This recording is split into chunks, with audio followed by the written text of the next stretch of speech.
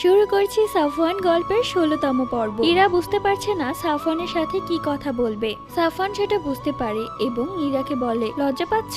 আমাকে দেখে আবার কেউ লজ্জা পায় নাকি? দুনিয়াতে কি আর কোনো মেয়েকে দেখেননি? ভুল বলে ফেললাম, পরীকে দেখেননি? আমার পিছনেই পড়তে হলো। কি করবো বলো? তোমার ওই মায়াবী চোখ দুটো আমাকে টানে।